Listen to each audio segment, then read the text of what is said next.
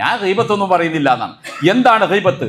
റസൂലുള്ളാഹി സ്വല്ലല്ലാഹു അലൈഹി വസല്ലം സഹാബികളോട് ചോദിക്കാണ്, അതദറൂന മൽ ഗീബ യാ അസ്ഹാബ്, എൻ്റെ പ്രിയപ്പെട്ട സഖാക്കളെ, നിങ്ങൾക്കറിയോ എന്താണ് ഗീബത്തെന്ന്? അപ്പൊ അവർ പറഞ്ഞു, അല്ലാഹു റസൂലു അഅലം, അള്ളാഹു അവൻ്റെ റസൂലിനറിയാം എന്താ ഗീബത്ത്. അപ്പൊ ഖാല, നബി സല്ലല്ലാഹു അലൈഹി വസല്ലം പറയാണ്, ദിക്റുക അഖാക ബിമാ യക്റഹു, നിന്റെ സഹോദരനെ കുറിച്ച് അവൻ ഇഷ്ടമില്ലാത്തത് പറയാന്ന്.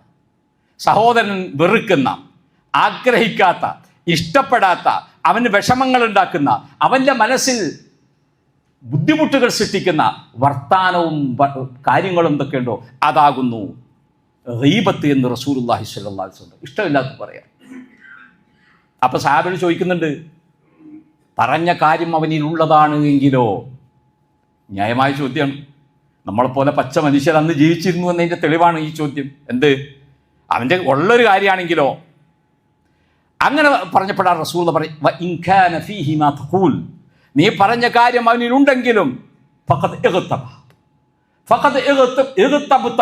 നീ അവനെക്കുറിച്ച് ഗീബത്ത് പറഞ്ഞിരിക്കുന്നു എന്നാണ്. ഉള്ളത് പറഞ്ഞാലും അവന് ഇഷ്ടമാണോ? അത് അല്ല, അത് നീ ഗീബത്ത് പറഞ്ഞതാണ്.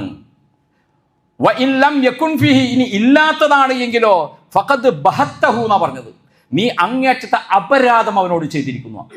ഇല്ലാത്തൊരു കാര്യം കൂടിയാണ് ഈ പറയേണ്ടല്ലോ.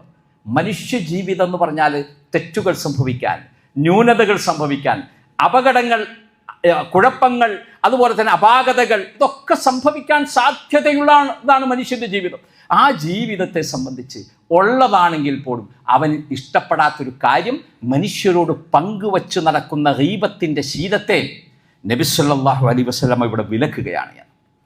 എൻ്റെ പ്രിയപ്പെട്ടവരെ, എന്താണ് നമീമത്ത്? ഗീബത്തിനെ കുറിച്ച് നമ്മൾ പഠിച്ചു. നമീമത്ത് എന്താണ്? നമീമത്തിനെ കുറിച്ച് പണ്ഡിതന്മാർ വിശകലനം ചെയ്യുമ്പോൾ പറയുന്നത് എന്താണെന്നറിയോ? കുഴപ്പങ്ങൾ ഉണ്ടാക്കാൻ, ഫസാദ് ഉണ്ടാക്കാൻ സാധ്യതയുള്ള ഏതേത് വർത്തമാനങ്ങളുണ്ടോ, മനുഷ്യർക്കിടയിൽ വൈരാഗ്യം വർദ്ധിക്കാം. നമ്മളൊരു കൂട്ടുകാരനെ കാണുമ്പോൾ പറയാം, അതെ നീ കാറ് പുതിയത് വാങ്ങിയില്ലേ? ആ ഉവ്വ, അതിനെക്കുറിച്ച് മറ്റോ നിൻ്റെ വീടിൻ്റെ തൊട്ടപ്പുറത്തുള്ളവൻ്റെ അല്ല കരീം, അവനെന്താ പറഞ്ഞതെന്നറിയോ?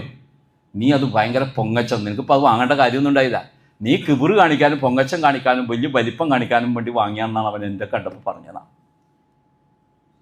ഇത് ആ അയൽപ്പക്കക്കാർക്കിടെ, ഞാൻ ഒരു ചെറിയൊരു ഉദാഹരണം പറഞ്ഞാൽ, ഇന്നിപ്പോൾ അങ്ങനെയുള്ള വർത്താനം പറഞ്ഞ് പള്ളിയിലേക്ക് വന്ന ആളുകളുണ്ടാവും. ഇന്നലെ മിനിഞ്ഞാന്നൊക്കെ ഇഷ്ടംപോലെ പറഞ്ഞവരുണ്ടാവും. ഇന്നിപ്പോൾ ഇതുവരെ സമയം കിട്ടിയിട്ടുള്ളൂ. ഇനി പറയാൻ പോണ ആളുകളുണ്ടാവും. എത്ര കേട്ടാലും എന്താണ് നമീമത്ത്, അതിൻ്റെ മാരകമായ അവസ്ഥ എന്താണ് എന്ന് മനുഷ്യൻ ചിന്തിക്കുന്നില്ല. ഞാനൊരു ഉദാഹരണം പറഞ്ഞാൽ, ഇതുപോലെ കുടുംബ ബന്ധങ്ങളിൽ, ഭാര്യാഭർത്താക്കന്മാർക്കിടയിൽ